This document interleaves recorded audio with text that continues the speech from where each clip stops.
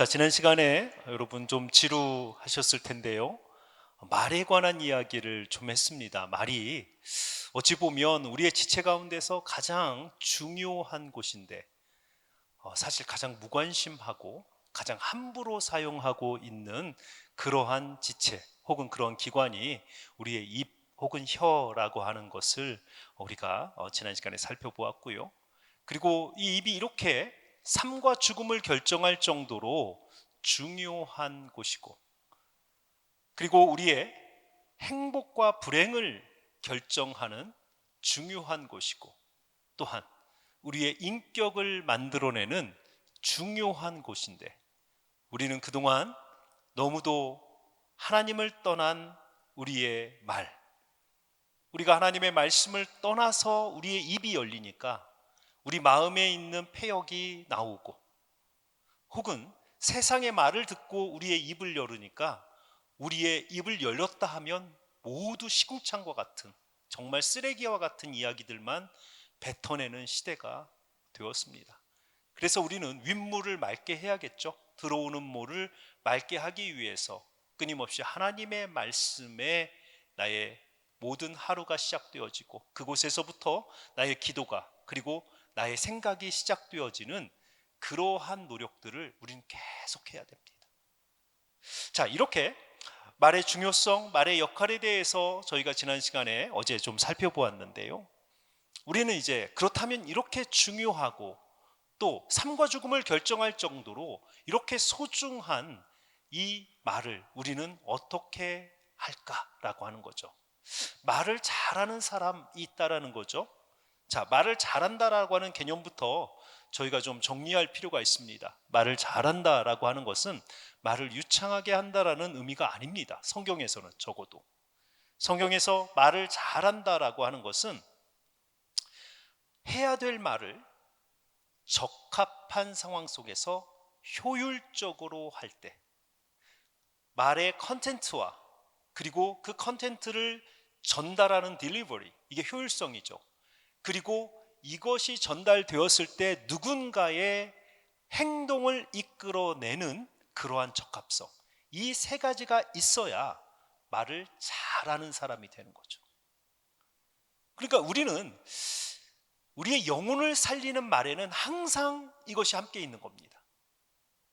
말의 컨텐츠는, 말의 내용은 하나님의 말씀에서부터 그 말의 전달에 있어서는 한 사람의 영혼을 잘 살피고 그 사람에게 가장 적합한 말을 할 수 있는 정제되고 절제된 언어에서, 그리고 적합성은 딱 그 상황에 맞는 말을 던짐으로 그 사람의 삶을 변화시키는 그러한 말, 이러한 말을 우리는 훈련을 통해서 배워가는 겁니다.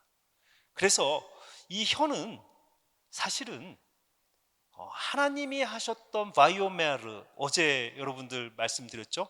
3800번 이상 성경에 나오는 바이오메르라고 하는 이 단어, 그가 말씀하셨다. 창세기에 하나님이 말씀하시며 하나님이 이르시되 빛이 있으라, 이런 모든 하나님의 창조로부터 가장 하나님께서 처음 말씀하셨던 바이오메르라고 하는 것을 그대로 아담도 배웁니다. 우리도 바이오메르로 하나님께서 말씀하시니 나도 그 말씀을 듣고 나도 말을 한다라고 하는 거죠. 부모의 말을 자녀가 배우는 것처럼 우리는 하나님의 말씀을 배우는 거예요. 그리고 그 하나님의 말씀대로 말을 하는 거예요. 그래서 우리가 이렇게 하나님의 말씀을 따라서 효율성과 적합성을 찾아갈 수 있는 이 길을 놀랍게도 성경은 아주 체계적으로 우리에게 가르치고 있습니다. 그래서 오늘 이 저녁에 우리는 시간을 내어서 우리의, 정말 여러분들이 언제 이런 이야기를 다시 들을지 모르겠어요. 우리가 말을 잘해야 된다, 말을 성경적으로 해야 된다, 이런 이야기를 여러분들이 언제 이렇게 집중해서 들을 기회가 있을지 모르겠어요. 그래서 오늘 이 시간 여러분 집중해서 우리가 정말 말을, 하나님 기뻐하시는 말을 하는 법을 이 저녁에 우리가 좀 배워갔으면 좋겠습니다. 말을 지혜롭게 하는 방법, 이 방법은 사실은 성경의 곳곳에 하나님과의 관계 속에서 하나님의 백성이 하나님과의 사람들, 하나님께서 내 옆에 두신 이 사람들과의 관계 속에서 어떻게 살아야 되는가라고 하는 이 문제 속에서 곳곳에 나타납니다. 우리의 삶에 있어서 말이 중요하다라고 하는 것 모든 사람들이 다 공감하는 사실입니다.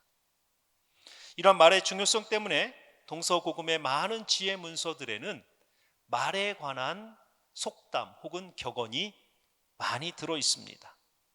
여러분들도 한국 우리 속담에도 많이 있죠. 말 한마디에 천냥빚도 갚는다. 그리고 말이 씨가 된다. 이런 표현들은 너무도 듣기만 해도 말이라는 것이 그 천냥빚처럼 무거운 그 삶의 문제를 한마디의 말이 해결할 수 있다라고 하는 이야기. 그리고 말은 내가 땅에다가 씨앗을 뿌리듯 내 말은 결국 내가 뿌린 대로 그대로 내 인생에 일어난다. 어찌 보면 되게 성경적인 이야기들이 경험 속에서 모든 인류가 이 말에 관한 속담들은 다 가지고 있습니다. 성경의 지혜서인 특별히 잠언에서도 말에 관한 가르침이 126절 정도가 나타납니다. 잠언 전체에서. 전체 잠언의 14%가 이 말에 관한 가르침입니다. 그러니까 전체 빈도수에서 보면 잠언에서 가장 많이 가르치는 것은 배우자 선택에 관한 지혜예요. 하나님께서 허락하신 배우자를 어떻게 선택하고 그 배우자와 어떻게 살 것인가, 가정을 이룰 것인가 라고 하는 배우자와 가정에 관한 이야기가 전체 가르침의 한 33% 정도입니다. 3분의 1은 잠언의 3분의 1은 배우자에 관한 이야기. 그 다음에 14%가 말에 관한 것입니다. 자, 그러니까 우리의 인생에서 이렇게 말이라는 것은 이렇게 중요하다라는 것입니다. 구약의 또 다른 지혜서인 전도서와 신약의 잠언이라 부르는 야고보서에도 말에 관한 가르침은 곳곳에서 나타납니다.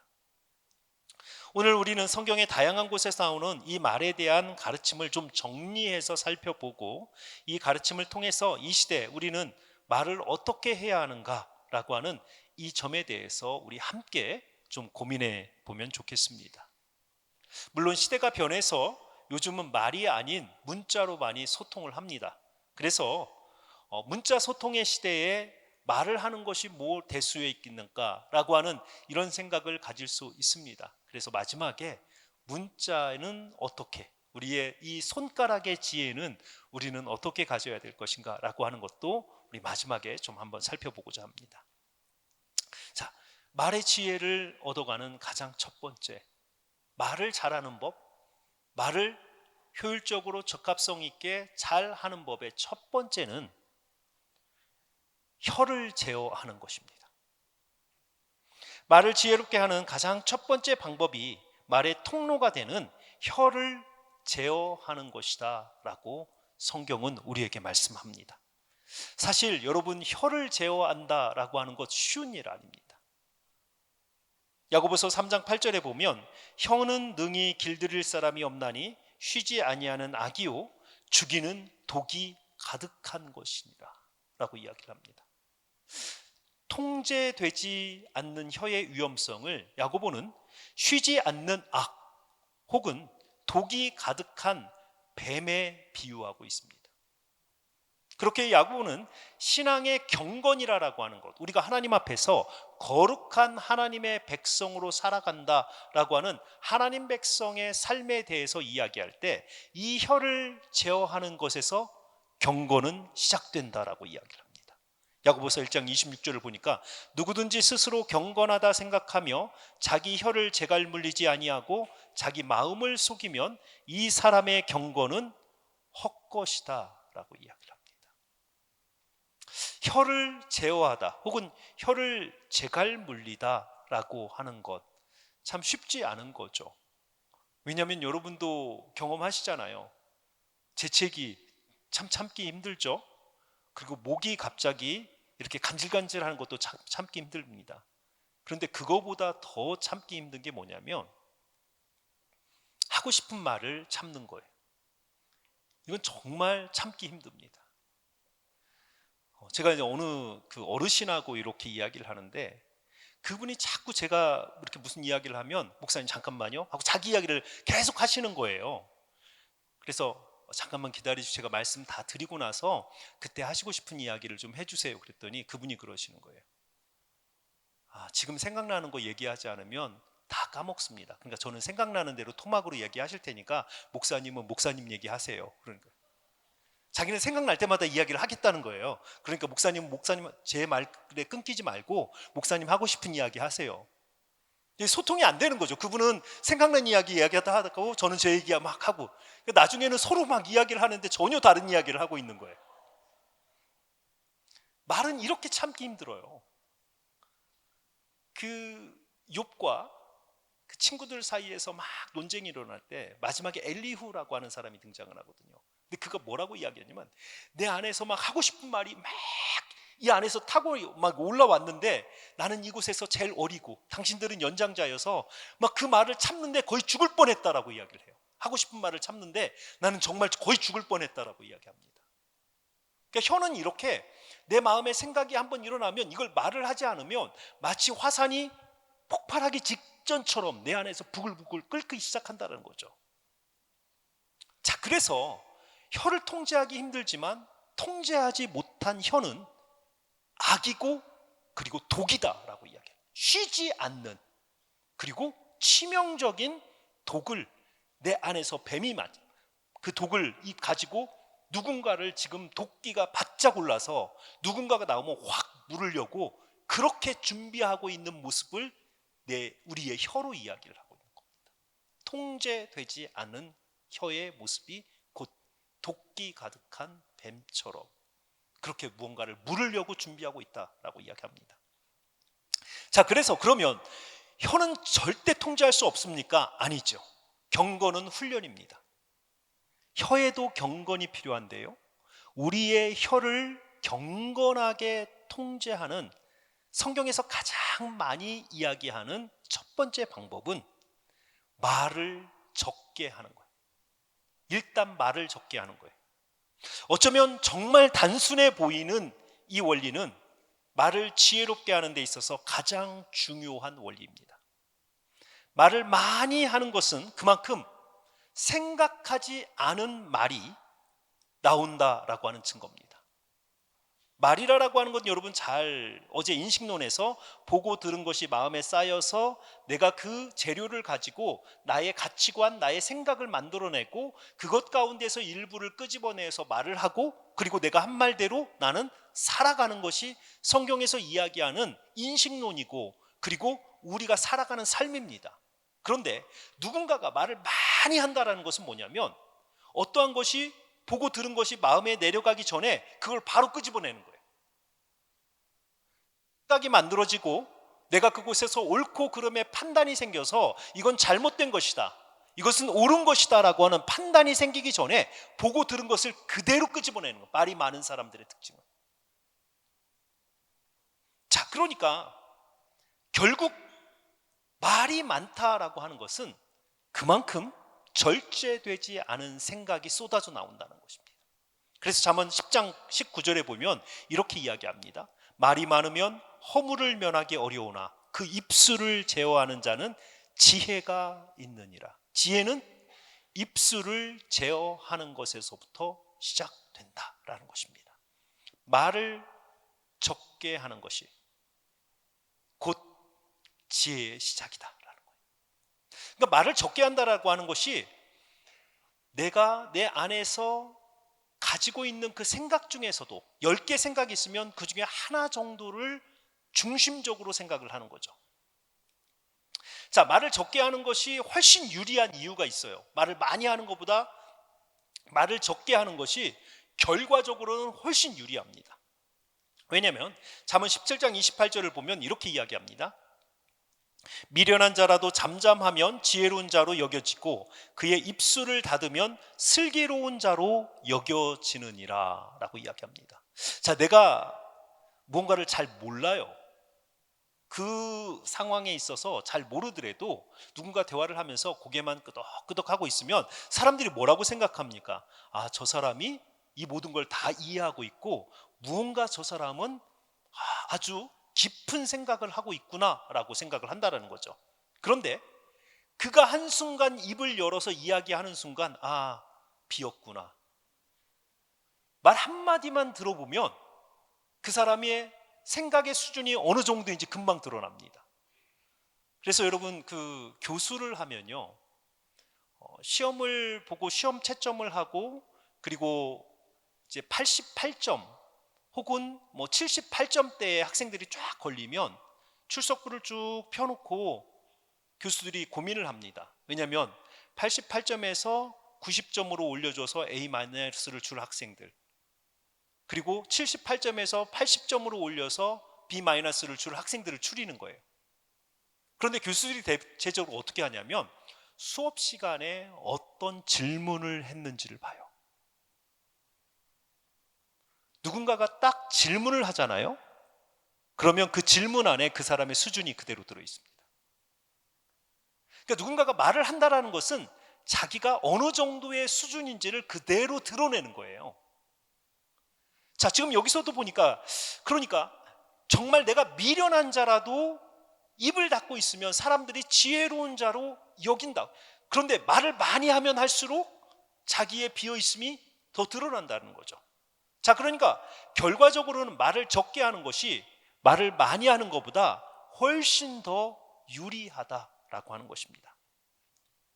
자, 말이라는 것은 그 사람의 마음과 지식을 드러내는 것이기 때문에 말을 많이 하는 것보다는 오히려 잠잠한 것이 자기 자신의 부족함, 미련함을 감추고 듣는 사람에게 신비감과 기대감을 갖게 합니다. 그래서 성경은 말을 아끼는 자, 10마디 할 걸 1마디만 하는 자, 이러한 자들을 지혜로운 자라고 이야기를 합니다. 잠언 17장 27절을 보면 말을 아끼는 자는 지식이 있고 성품이 냉철한 자는 명철하느니라. 여기서 성품이 냉철하다라고 하는 것은 무언가 생각나는 것을 즉흥적으로 쏟아내는 사람이 아니에요. 우리가 cool, 누군가를 향해서 너 you are so cool 그러면 뭐 얘기하면 와, 너 되게 어떤 면에서 쿨하다라는 거잖아요. 어떤 것 때문에 쉽게 움직이지 않고 쿨한 사람들, 이게 냉철함, 마음에 쿨한 것은 냉철함이거든요. 그래서 말을 아끼는 자가 결국은 지혜가 있는 자다라고 그렇게 이야기합니다. 자, 이곳에서 이제 우리가 말을 적게 한다, 말을 아낀다라고 하는 이 표현에서 우리가 주의해야 되는 것은, 말을 아끼는 것은 말을 하지 않는 것이 아니에요. 분명히 말을 합니다.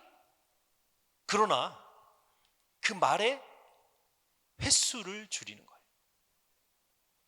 많은 말을 하고 그 중에 한두 마디가 적중하는 것보다는 한마디의 말로 그 상황을 정리하고 결정할 수 있는 말을 하는 사람이 지혜자입니다. 잠언 17장 10절을 보니까 이렇게 이야기합니다.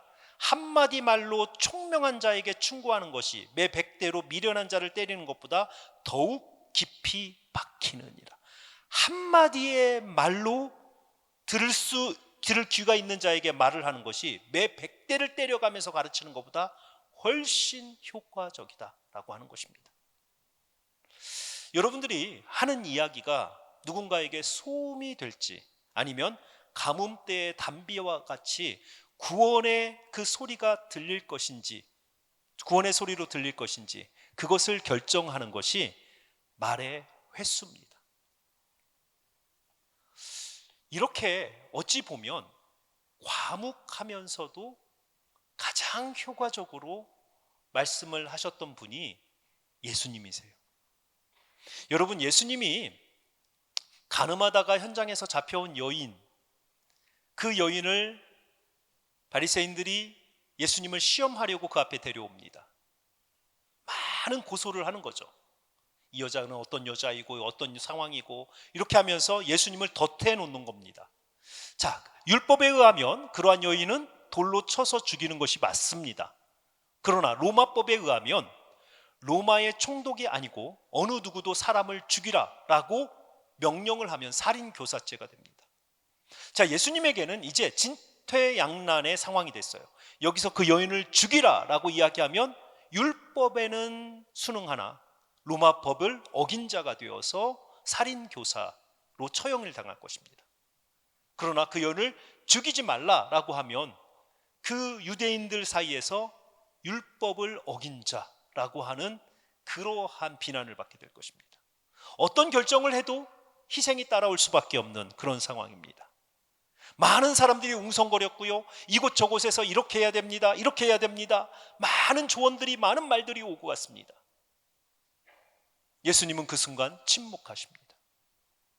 아마 긴 시간을 침묵하셨을 거예요. 그리고 땅에 한 구절을 씁니다.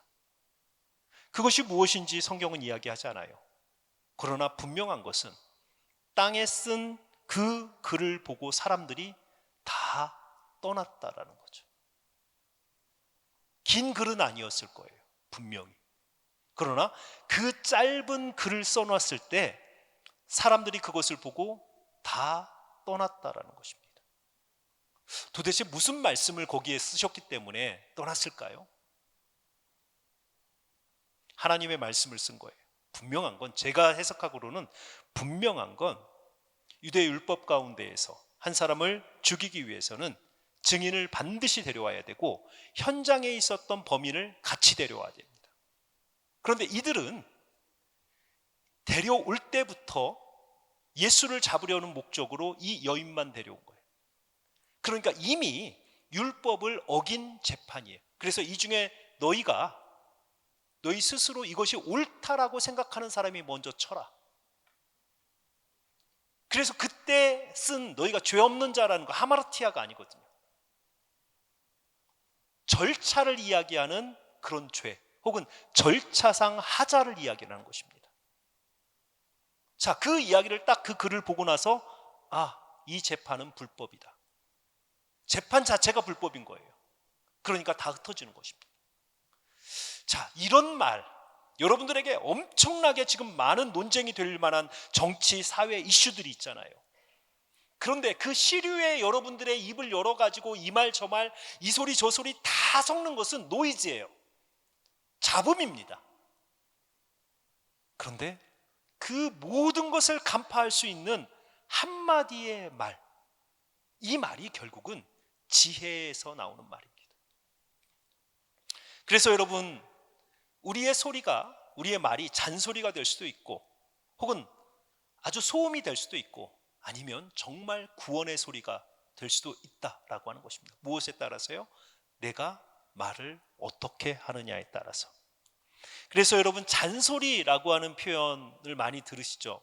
아마 여러분들은 지금 잔소리를 듣는 입장이고, 이제 조금 지나면 잔소리를 하시는 입장이 될 때도 옵니다. 곧 잔소리에 우리 표준 국어 대사전의 잔소리를 제가 찾아보니까 쓸데없이 자꾸 하는 말, 자, 이게 첫 번째 거고요. 또는 자질구레한 말을 자꾸 늘어놓는 말, 이게 잔소리랍니다.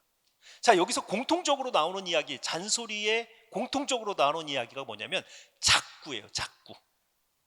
반복적으로 쓸데없는 이야기, 혹은 전혀 효력이 없는 이야기를 계속하는 것이 잔소리라는 거예요.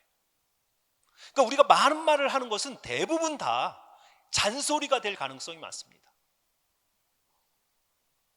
그래서 잠언 17장 10절에 보면 잔소리와 같이 매 100대, 미련한 자에게 매를 100대 때리는 것은 잔소리와 같은 것이다 라는 것이요, 전혀 효과가 없다라는 것입니다. 끊임없이 같은 이야기를 반복하거나 상황에 맞지 않는 말을 지속하는 것, 그것이 바로 그 지혜 없는 자의 말하는 방법이다라는 것입니다. 제가 그 대학에서 이렇게 사역을 할 때 교수회의를 하면, 저는 교수회의를 굉장히 싫어해요. 왜냐하면 교수회의에 들어가면 어떤 때는 밥을 먹고도 그 다음 밥 먹을 때까지 회의를 합니다. 그러니까 교수들 특징이 말로 먹고 사는 사람들이잖아요. 그러니까 뭐 어떤 한 딱 이슈가 터지면 끊임없이 한마디씩 하는 거예요. 그런데 이제 그 중에서도 말을 처음부터 끝까지 계속 하는 사람들이 있습니다. 한 얘기 또 하고, 또 뭐 10년 전 이야기하고 5년 전 이야기하면서 계속 이야기를 해요. 나중에 되면 누구도 그 사람의 이야기를 주목하지 않습니다. 그런데 한 교수님은, 제가 정말 존경하는 교수님이에요. 모든 상황을 주목을 하고 있다가 한마디를 딱 합니다. 그러면 상황 종료.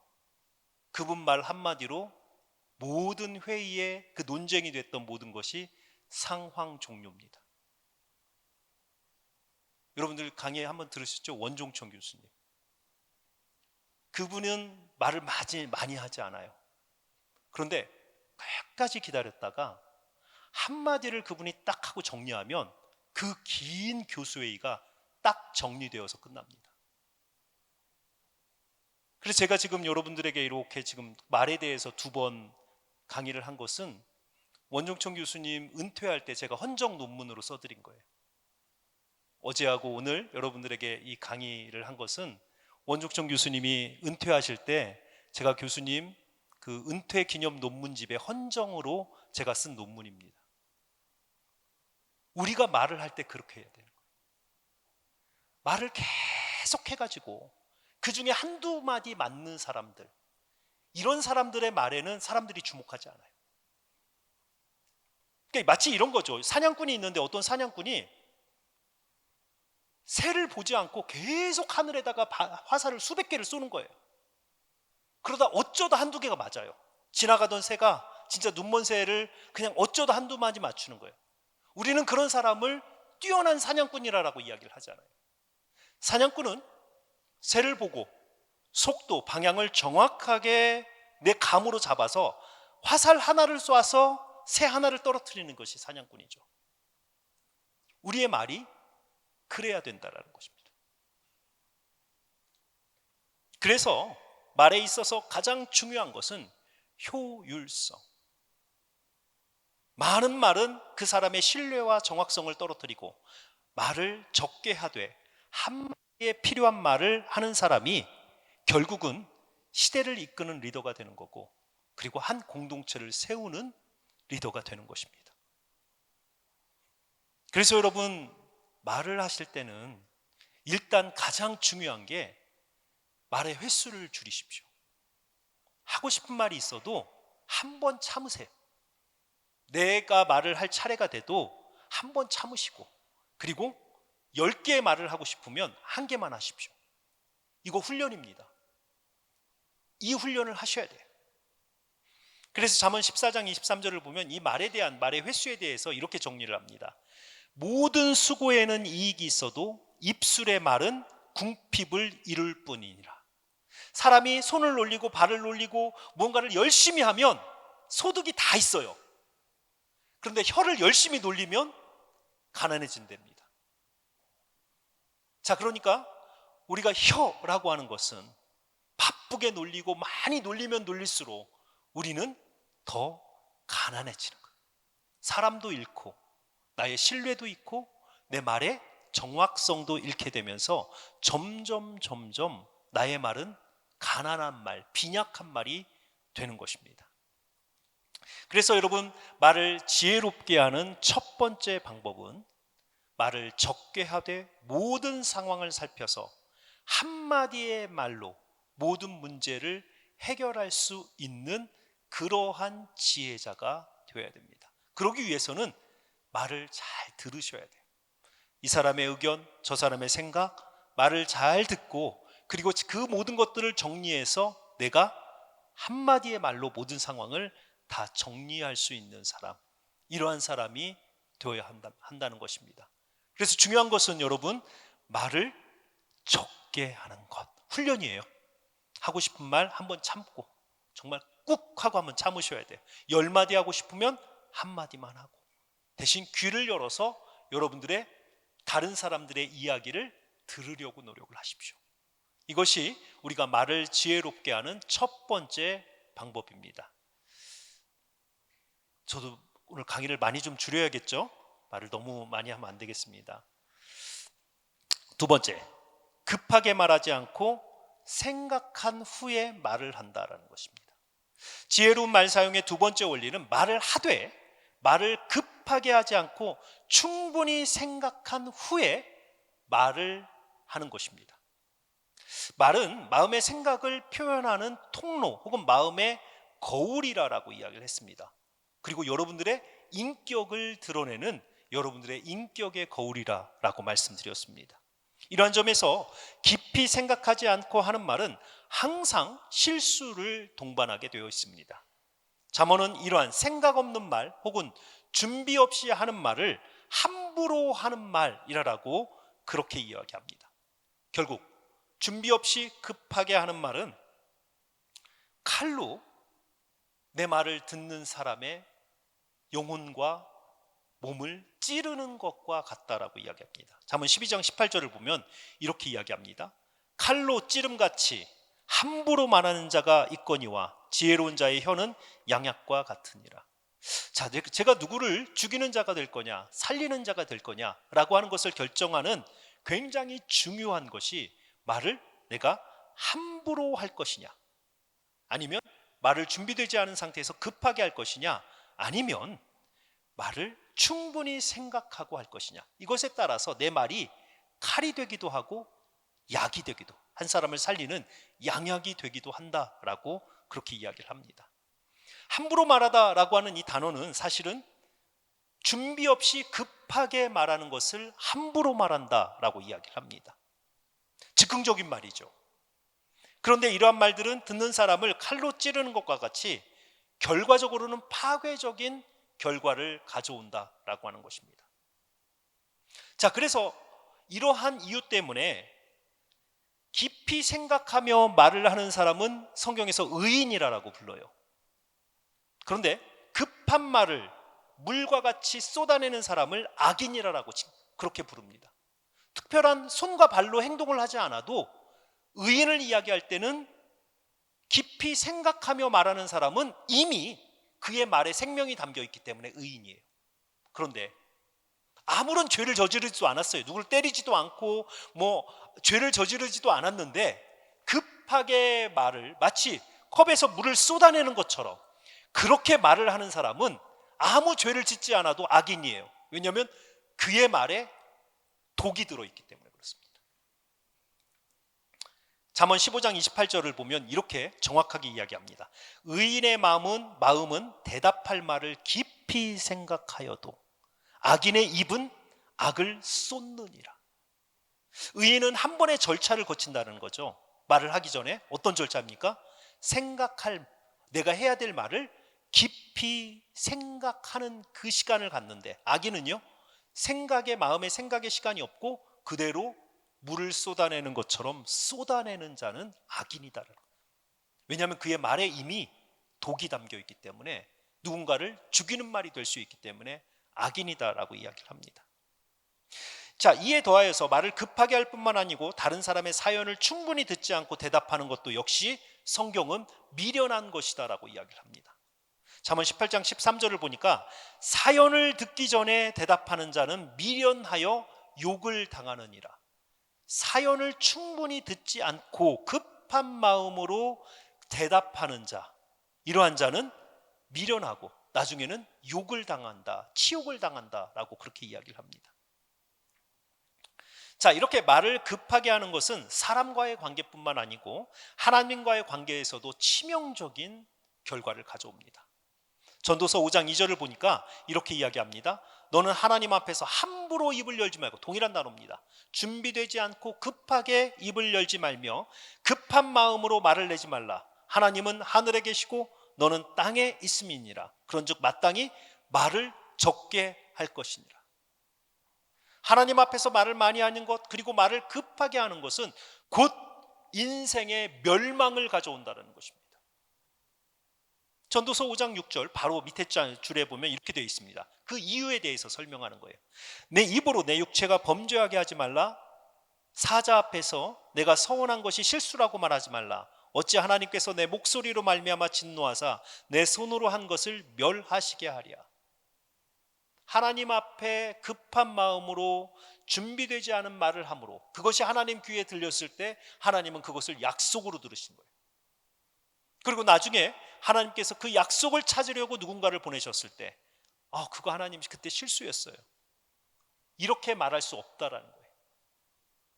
왜냐하면 하나님은 그걸 반드시 찾으시기 때문에.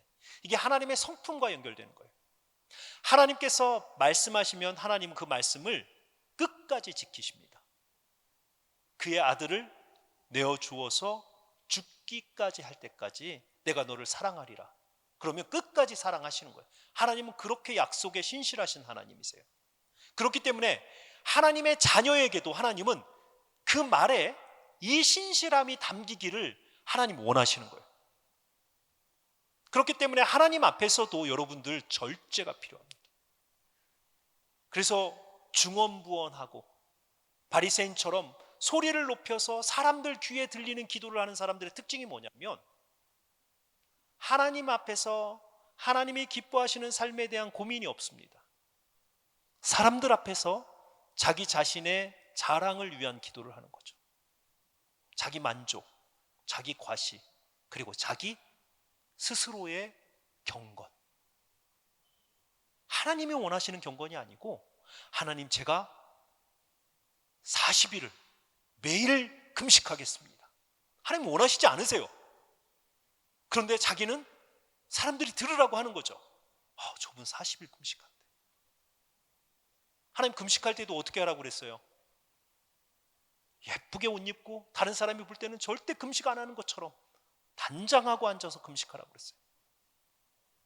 그런데 우리는 과시하는 그런 기도, 그런 경건을 하나님 앞에 함부로 이야기하는 거예요. 준비되지 않은 마음에서, 충동적인 마음에서 하나님 앞에 이야기해놓고 나중에 하나님 저 사실은 못할 것 같아요.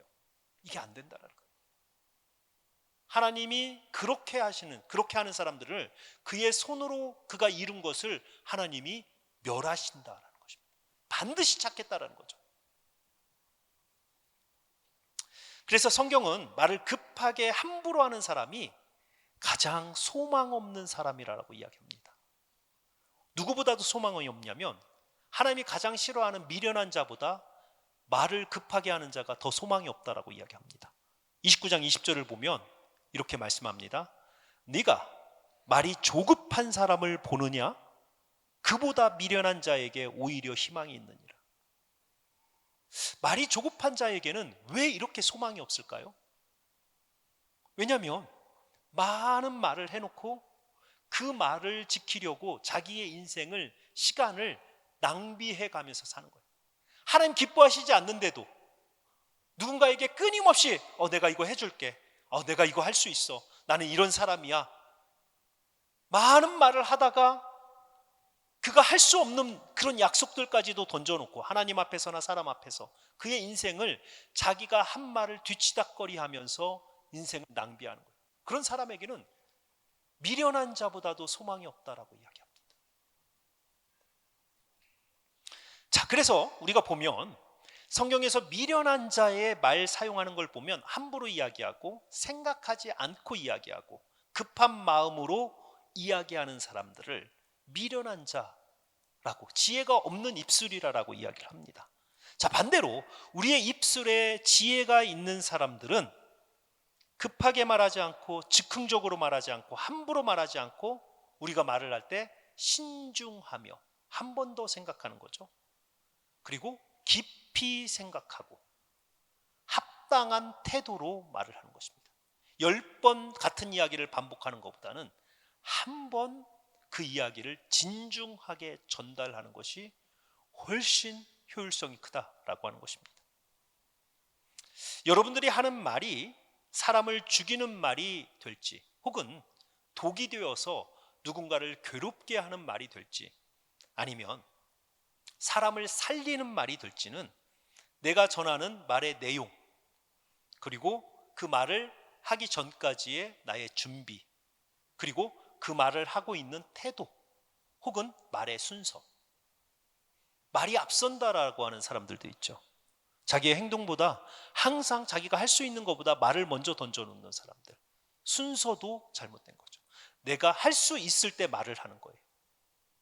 내가 할 준비가 안 되어 있고 내가 여력이 안 돼 있는데도 말을 하는 것은 말이 앞서고, 그러한 사람들은 끝내 앞에서 말씀드린 것처럼 할 수 없는 일을 약속해놓고 그 약속을 지키기 위해서 해야 될 일을 하지 못하는 그러한 인생을 하나님 앞에서도 사람 앞에서도 살아갈 수밖에 없다라고 하는 것입니다. 자, 그래서 두 번째는 우리가 말을 하되 함부로 급하게 준비 없이 생각 없이 말하지 말자. 왜냐하면 이렇게 하는 모든 말은 우리의 인생을 허비합니다. 그래서 첫 번째가 말의 횟수를 줄이고 한마디의 말로 가장 효율성 있게 말하는 것이 지혜라면, 두 번째는 말을 하기 전에 생각하고 준비하고 그리고 함부로 이야기하지 않는 것, 이것이 말을 지혜롭게 하는 두 번째 방법입니다. 자, 세 번째는 적합성에 관한 이야기예요. 제가 그 내용에 관한 이야기했고 효율성을 이야기했고, 이제 세 번째는 적합성. 상황과 시간에 합당한 말을 해야 된다라고 하는 것입니다. 지혜로운 말 사용의 중요한 원리, 바로 내 말이 지금 이 상황에 그리고 이 이야기를 듣는 자의 인생에 적합한 말이냐라고 하는 것입니다. 상황에 적합한 말은 장소와 시간에 합당한 말로 직면한 현실의 문제를 통찰하며 그에 대한 대안을 제시할 수 있어야만 그것이 합당한 말 혹은 적합한 말이 되는 것입니다. 자, 이러한 원리를 시각적으로 잘 표현한 잠언 25장 11절을 보면 이렇게 기록합니다. 경우에 합당한 말은 아루새긴 은쟁반의 금사관이라 라고 말씀합니다. 많은 말과 준비되지 않은 말이 결코 갖출 수 없는 말의 굉장히 중요한 특성이 적합성이에요. 누군가 말을 많이 하고 준비되지 않고 말을 하는 사람이 그 상황에 적합한 말을 할 가능성이 없습니다. 이 적합성은 상황과 시간에 적합한 말을 해야 얻을 수 있기 때문에 그렇습니다. 이러한 말을 잠언은 경우에 합당한 말이라고 이야기를 하고, 그 말의 가치를 은쟁반에 담아놓은 금사과라고 이야기를 합니다. 이러한 말의 적합성에 대해서 해학적으로 설명한 잠언의 구절도 있습니다. 27장 14절을 보면 이렇게 설명합니다. 이른 아침에 큰 소리로 자기 이웃을 축복하면 도리어 저주같이 여기게 되느니라. 자, 어떤 것의 적합성을 잃어버린 거예요? 이른 아침에 큰 소리로 자기 이웃을 축복한다. 자, 여기서 뭐가 하나가 빠진 거예요? 큰 소리로 자기 이웃을 축복한다. 여기까지는 문제가 없습니다. 뭐가 문제예요? 이른 아침, 해가 뜨기 전 이야기합니다. 보통 유대 시간에는 6시가 0시입니다. 그러니까 6시 이전에 이웃집에 가서 문을 막 두드리면서 이야기하는 거죠. 내가 당신을 축복합니다. 감이 잘 안 오면 손 목사님이 여러분들에게 전체 문자를 새벽 3시에 보내는 거예요. 주의 이름으로 사랑합니다, 우리 청년부 지체들이요 하면서 막 그 마음의 그 뜨거운 사랑을 여러분들에게 쫙, 내가 여러분들을 위해서 기도하고, 막 새벽 3시에 갑자기 소리가 나서 보니까 손 목사님의 카톡이, 전체 카톡이 왔는데 막 그런 사랑 고백을 하는 거예요. 그럼 여러분 딱 받는 순간 뭐라고 얘기해요? 사모님하고 싸우셨나?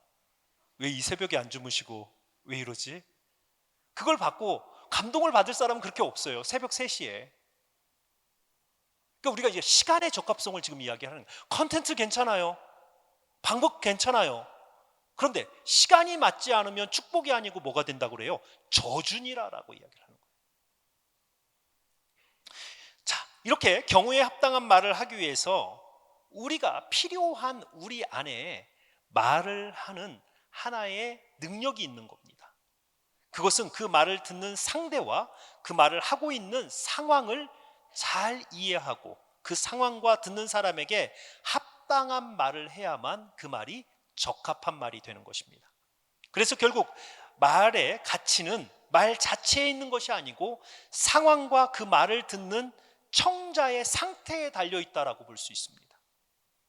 자, 이러한 말의 상황과 청자의 상태에 대한 가치를 잠언은 아주 독특한 방식으로 우리에게 이야기를 하는데요. 잠언 26장 4절과 5절을 보면 아주 여러분 읽으면서도 이게 무슨 말이지? 약간 헷갈릴 만한 말이 있습니다. 26장 4절 5절 한번 같이 읽어보죠.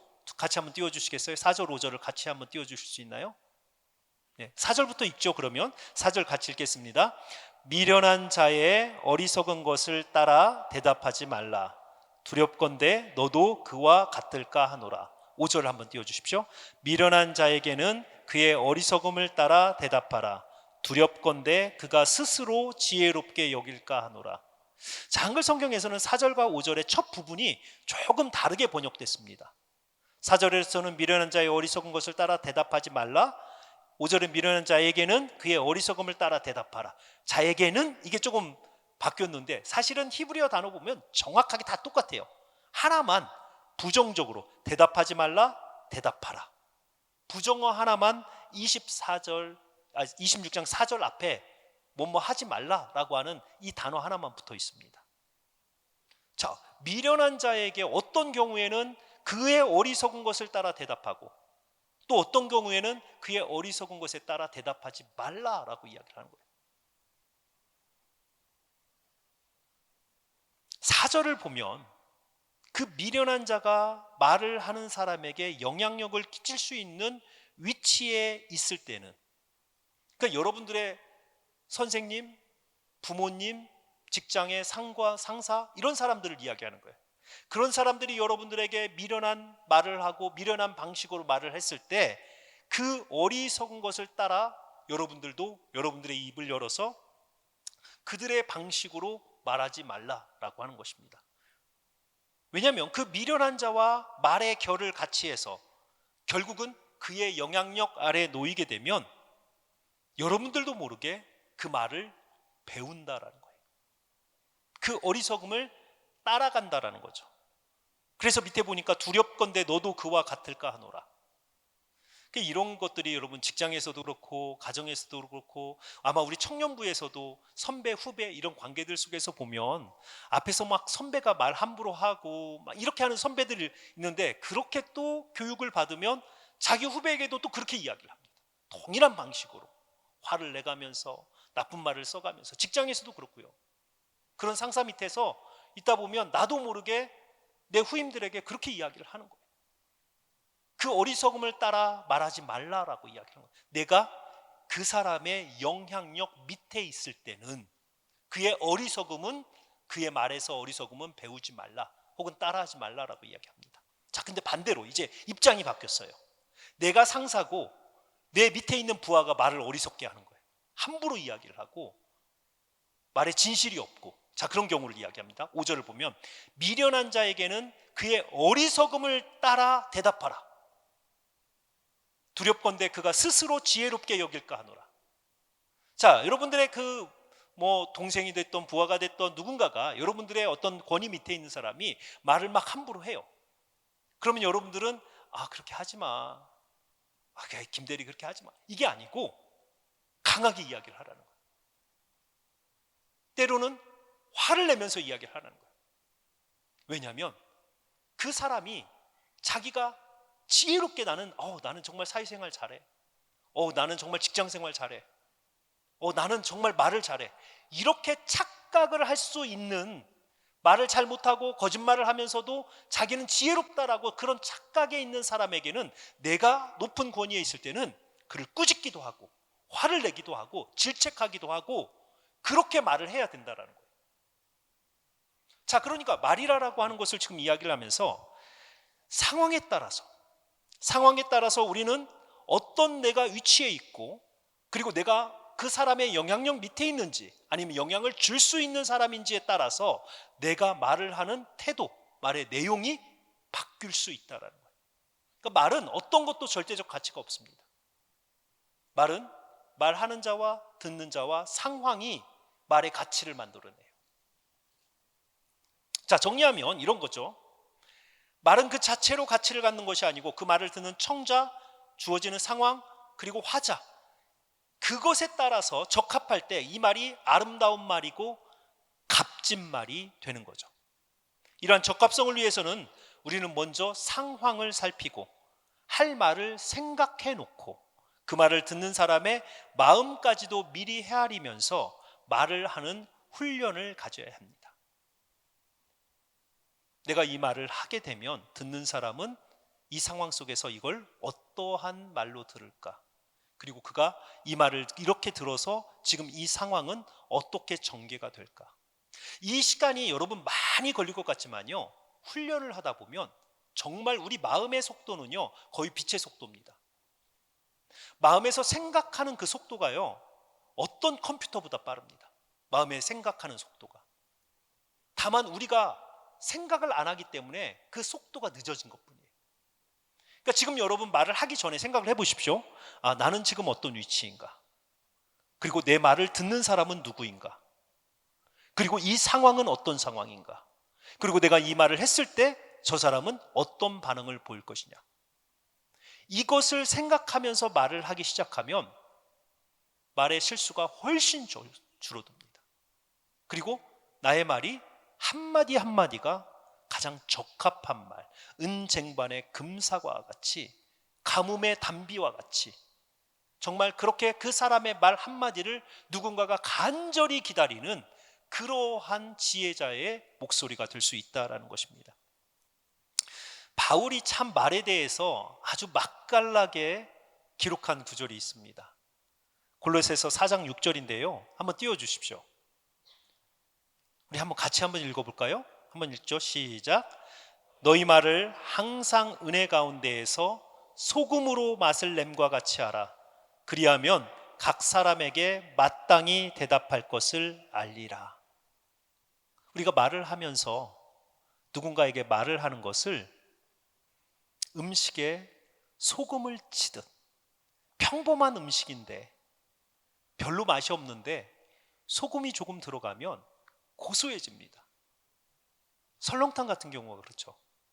설렁탕 같은 경우 그냥 막 먹으면 맛이 없는데 간이라라고 하는 소금이 딱 조금만 들어가면 그렇게 고소합니다. 그러니까 우리의 말이 그래야 되는 거예요.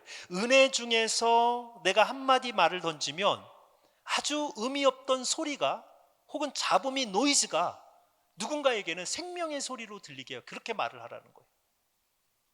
그러니까 그것이 지혜입니다. 한마디의 말을 해도 그 말이 가장 적합하고 효율적으로 누군가에게 들리도록 말을 해야 된다라는 것입니다. 자, 이렇게 이제 말을 세 가지로 우리가 좀 정리를 해봤습니다. 이것이 말을 지혜롭게 하는 방법이에요. 첫 번째는 일단 말을 적게 하라.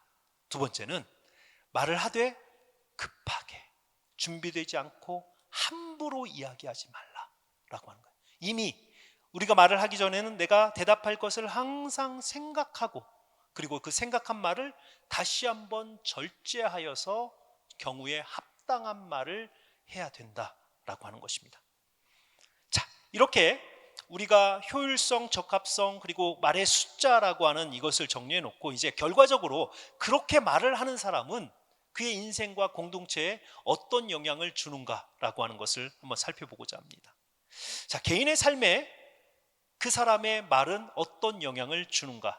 지난 시간에는 좀 대략적으로 살펴보았다면 좀 구체적으로 우리가 한번 좀 살펴보도록 하겠습니다. 잠언의 3개의 구절이 우리가 말을 이렇게 지혜롭게 하면 우리의 인생이 어떻게 펼쳐지는지를 잠언의 3구절이 이야기를 합니다. 잠언 15장 23절, 12장 25절, 23장 16절입니다. 제가 빠르게 읽어드릴게요. 사람은 그의 입의 대답으로 말미암아 기쁨을 얻나니 때에 맞는 말이 얼마나 아름다운고.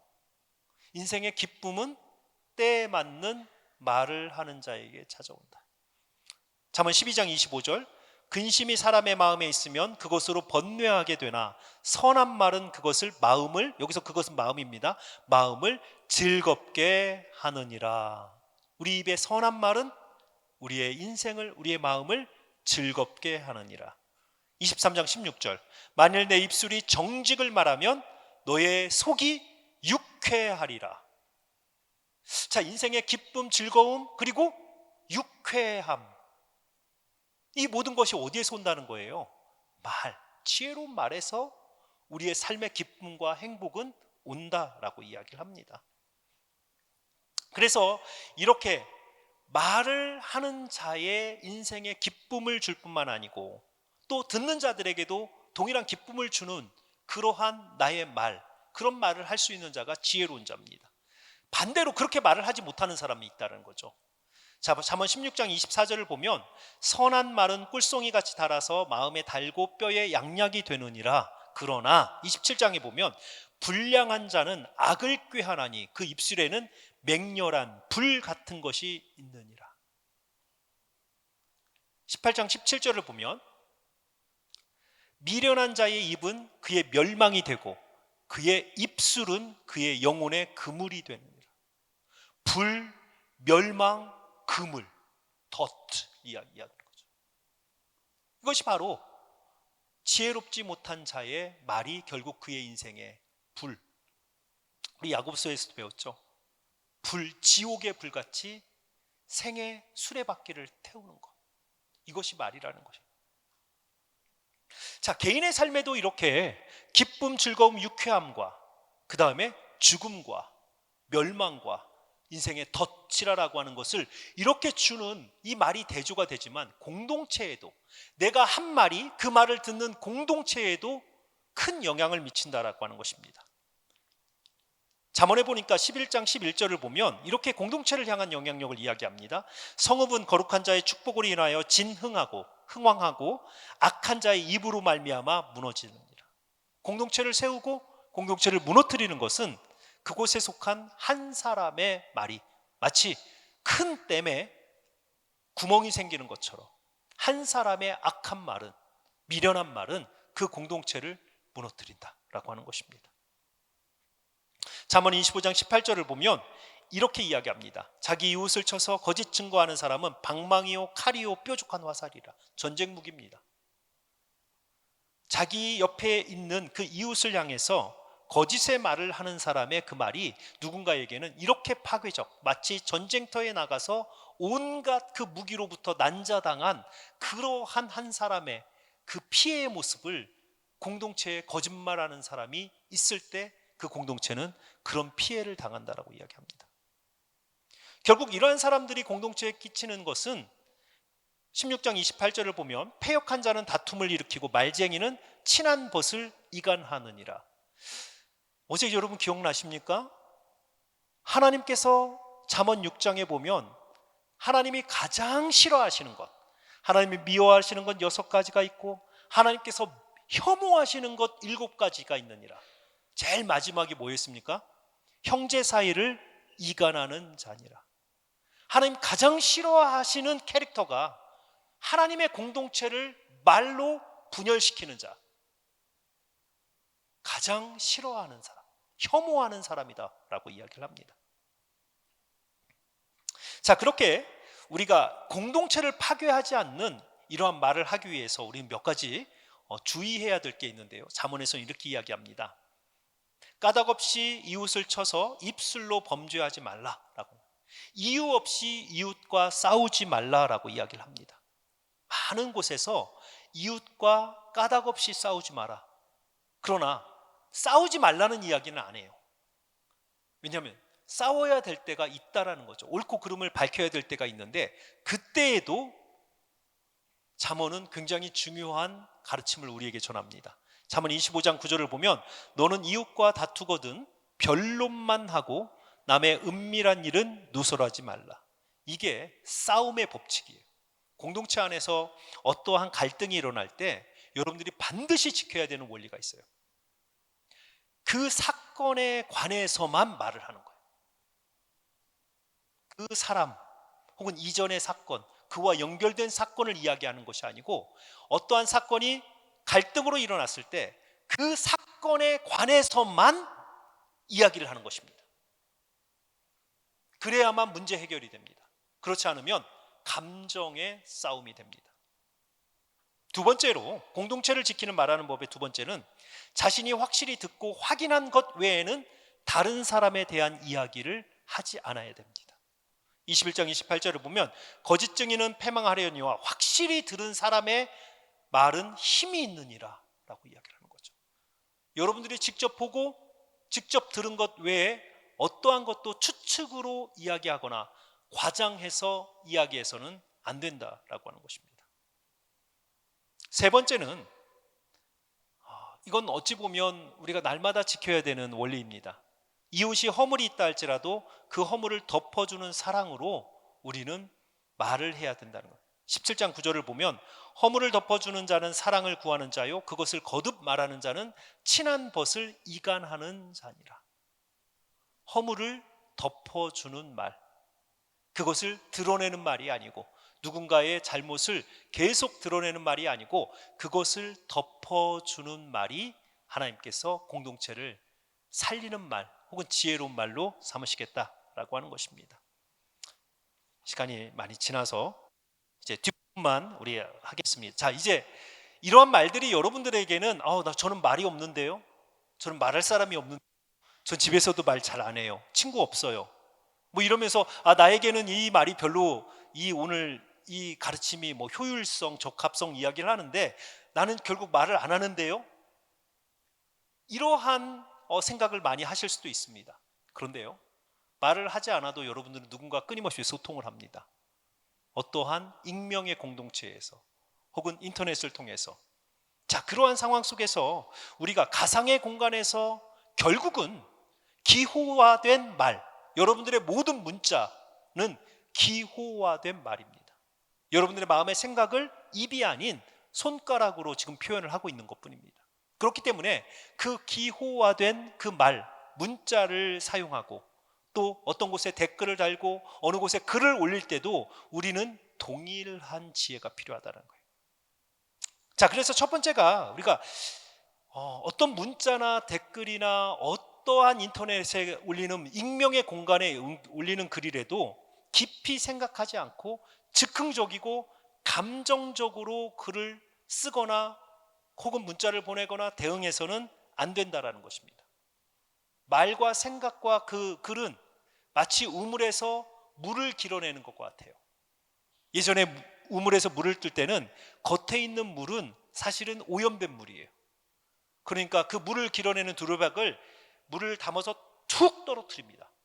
그러면 그 두레박이 그 물의 무게와 함께 깊은 곳으로 내려가요. 그 다음에 그 밑에 있는 그 깊은 물을 끌어올립니다.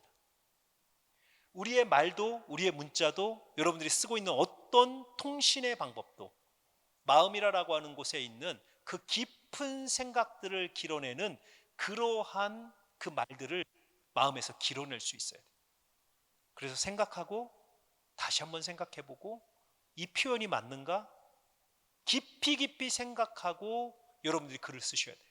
즉흥적인 글 그리고 감정적인 글은 항상 누군가에게 피해를 줍니다. 자, 두 번째 보니까 잠언에서 함부로 말하는 자 칼로 찌르는 것이라 라고 이야기를 합니다. 저는 이것을 악풀이라고 봅니다. 이 시대에 함부로 말하는 것은 정말 칼로 찌르는 것처럼 누군가의 상황에 있어서 우리가 악플을 달 때가 많죠. 어떤 곳에 댓글을 달고 누군가에게 어떤 의견을 낼 때 그 사람에 대해서 인격적인 모독, 그 상황에 대해서 굉장히 모독적으로 이야기할 때가 많습니다.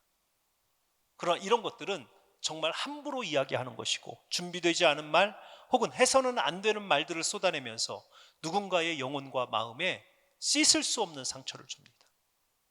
그래서 여러분, 우리 크리스찬들은 어디에다 댓글을 달고 그럴 때도 하고 싶은 말이 많아도 가능하면 하지 마십시오. 그리고 꼭 해야 되는 말이 있으면 격려하는 말을 하세요. 위로하고 격려하는 말을 하십시오.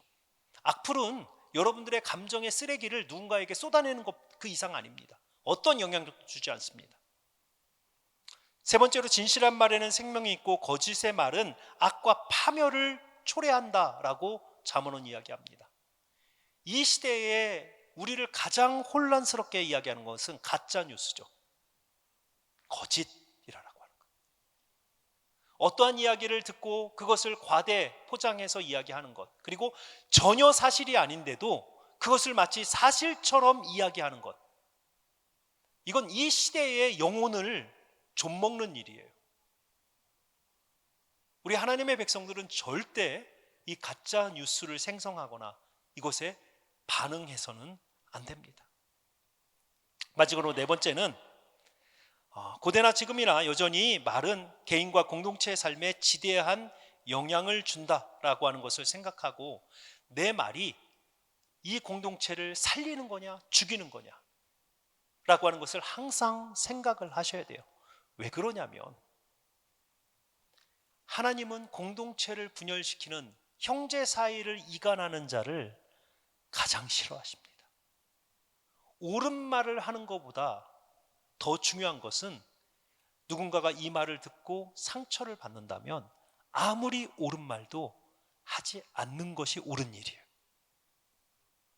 그렇기 때문에 여러분들이 말을 할 때 이 공동체를 내가 살리는 말을 할 것이냐, 아니면 공동체를 무너뜨리는 말을 할 것이냐라고 하는 것을 항상 기억하면서 우리에게 말을 해야 된다라고 하는 것입니다. 자, 그래서 우리 청년들이 이 2시간에 이 시간을 통해서 연약한 자를 강건하게 하고 슬픈 자를 위로하고 낙심한 자를 소생케 하는 그러한 글들과 말들을 여러분들의 가상의 공간 그리고 실제의 삶 가운데에서 나눌 수 있는 그러한 지혜가 여러분들에게 있기를 원합니다. 마지막으로 하나님 말씀 한 구절 우리 한번 같이 읽고 마치겠습니다. 시편 141편 3절입니다. 시편 141편 3절인데요. 우리 한번 같이 읽을까요? 시작. 여호와여 내 입에 파수꾼을 세우시고 내 입술의 문을 지켜주소서. 다시 한번 읽겠습니다. 시작. 여호와여 내 입에 파수꾼을 세우시고 내 입술의 문을 지켜주소서.